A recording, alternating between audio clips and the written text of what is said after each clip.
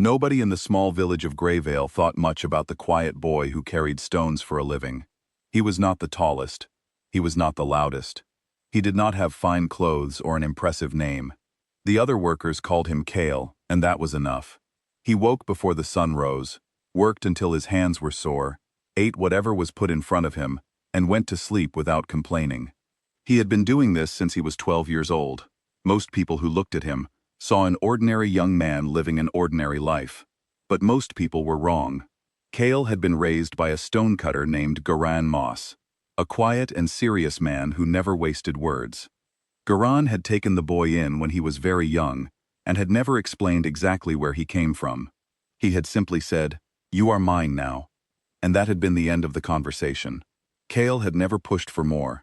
He trusted Garan the way most children trust the ground beneath their feet, completely, and without needing a reason. What made Cael different was something that could not be easily explained. Whenever two men argued in the village, they somehow ended up looking at Cael, even if he had said nothing. Whenever someone needed to make a decision, they often walked to wherever Cael was standing and waited near him, as if his presence alone helped them think more clearly. He was 24 years old and had never held any kind of official position, but the village ran better when he was around.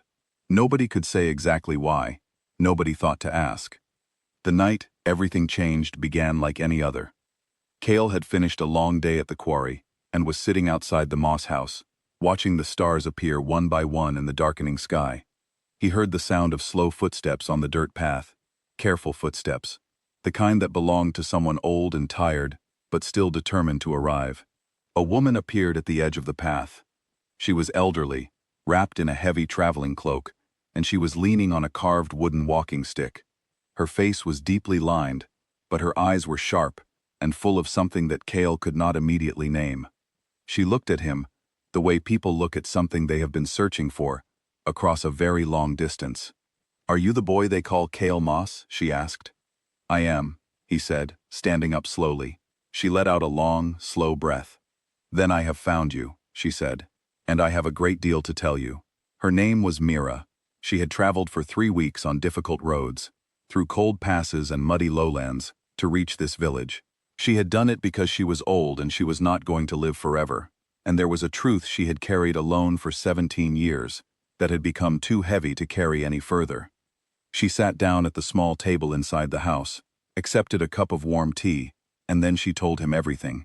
She told him that the man he had always thought of as an ordinary stonecutter had not been his real father. She told him that he had been born in a palace, in a room with high ceilings and thick curtains, to a king named Aldrich, a good and fair man who had ruled the kingdom of Aldenmore with patience and care. She told him that when Cael was just 7 years old, his father had been poisoned at a royal feast by the king's own brother, a man named Varric, who had wanted the throne for himself.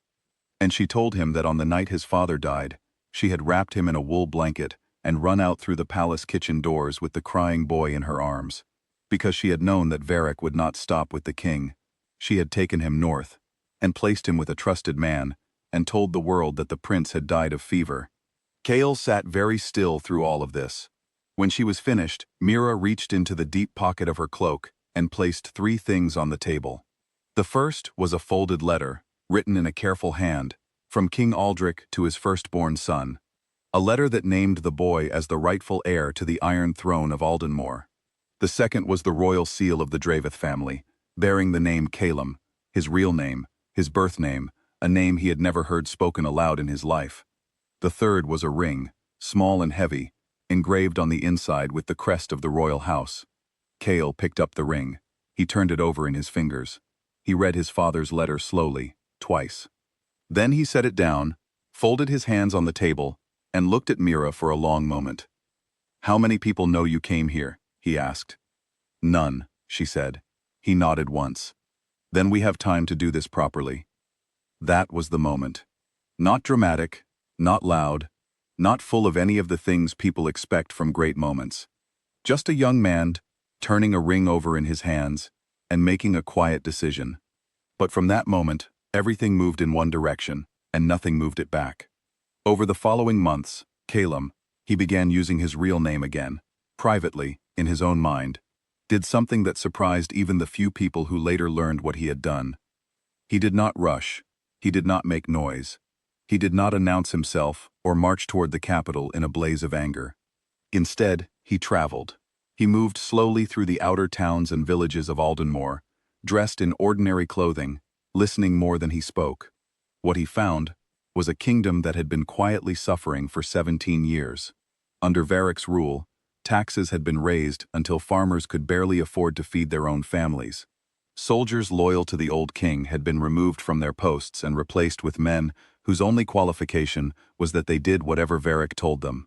Records had been changed, histories had been rewritten, and an entire generation of children had grown up learning a version of their kingdom's past that had been carefully shaped to make Varric look like a natural and deserving ruler.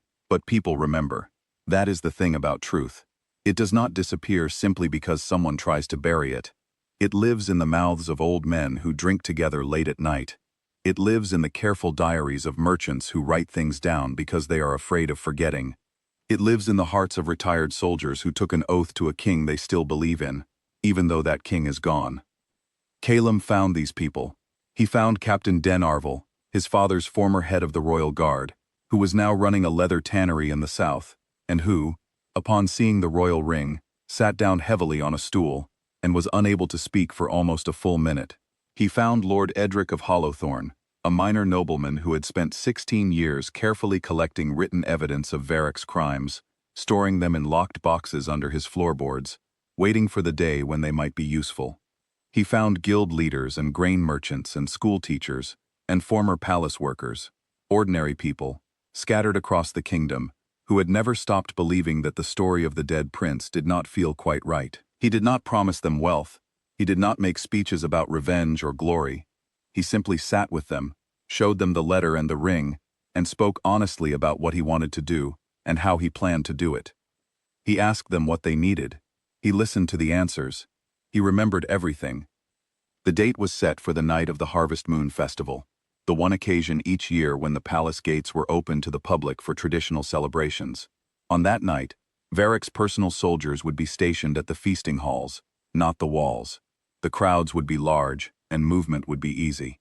It was, Caelum noted calmly, the most obvious opportunity that had existed in 17 years. He was surprised no one had used it before. Then he remembered that no one had known what he now knew. 600 people took part, spread across the city. Not all of them were fighters. Many were merchants, who agreed to leave certain gates unlocked. Others were palace servants who agreed to make sure that certain doors remained unbolted. A few were city officials who quietly ensured that the night watch was reduced by half, through scheduling changes made weeks in advance. Each person knew only their own small piece of the plan. Only Caelum and Captain Arval knew how all the pieces fit together. At the stroke of midnight, everything moved at once. There was very little noise. The gates opened. Small groups entered through 12 different points across the city. Most of Varric's guards, upon seeing Captain Arval, a man they all knew, a man whose reputation had never faded, walking calmly with the royal seal held in his open hand, simply stopped. They had always known, somewhere deep down, that they were serving the wrong man. Having someone arrive who made it safe to stop pretending was almost a relief. Varric was found in the throne room, in the early hours of the morning, attempting to feed a stack of documents into a fireplace. He was stopped before a single page was burned. He was not harmed. He was simply held, very firmly, and informed that his reign had ended. By the time the sun came up over Aldenmore, Caelum Draveth was sitting in the throne room of his father's palace. He was not wearing royal clothes. He was still dressed in the plain, road-worn jacket he had been traveling in for months. He had not slept. He was holding a cup of water and looking at the room around him, at the high stone walls, at the tall windows filling slowly with morning light, at the carved wooden throne he had not yet sat in, with an expression that people who were present later described differently. Some said he looked overwhelmed. Some said he looked completely calm. One old palace servant, who had been there since Caelum's father was alive, said she thought he looked like a man who had finally arrived somewhere after a very long journey. Not happy exactly, not triumphant, but simply present, simply there. When the hall had filled and the people had gathered, and the silence had grown long enough that everyone was watching him, Caelum stood, set down his cup, and spoke. He did not say very much. He said that his father had built this kingdom for the people who lived in it, not for the people who ruled it. He said that he had not come back to punish anyone or to celebrate anything, but to finish something that should never have been interrupted. He said that the first thing he intended to do, starting that same morning, was sit down with the people who actually knew how the kingdom worked. Not the officials, but the farmers, the traders, the workers, and listen to what they needed. Then he sat down in the throne. The room was quiet for a moment. Then someone began to clap, slowly at first, then faster, and the sound spread until it filled the hall and echoed off the stone walls, and drifted out through the high windows and into the streets of the city, where people who had no idea what had happened inside the palace walls heard it and stopped walking and looked at each other with curious expressions. Varric was tried in an open court, something that had never happened before in Aldenmoor's history. Every person who wanted to attend was allowed to. The evidence that Lord Edric had spent 16 years collecting was presented in full. At the end of the trial, Varric was found guilty and exiled to the far eastern territories, stripped of every title and every piece of land that had never truly been his. Garin Moss, the old stonecutter who had raised Caelum in silence and asked for nothing in return, was brought to the capital.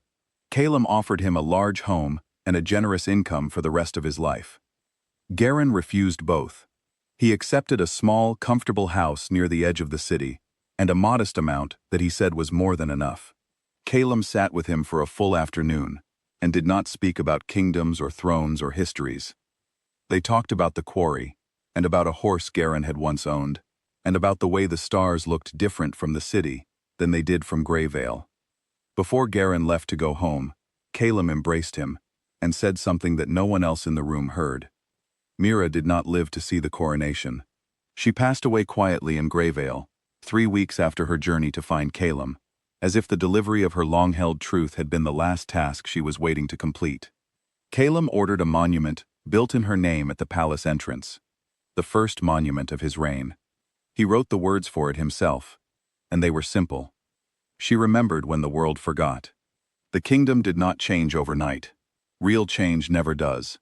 There were years of patient work ahead, taxes to reduce, systems to fix, trust to rebuild slowly and carefully. But the direction was clear from the very first morning, and it never wavered. Because that is what happens when the right person finally takes their place. Not magic, not miracles. Just a man who had spent his whole life learning, without knowing what he was learning for, arriving at the moment that had always been waiting for him, and being exactly ready. He had been forgotten. He had been erased. He had been handed a false name and a humble life, and told, without words, to disappear. He had not disappeared. He had simply been waiting to return. And when he did, the world was not quite the same afterward.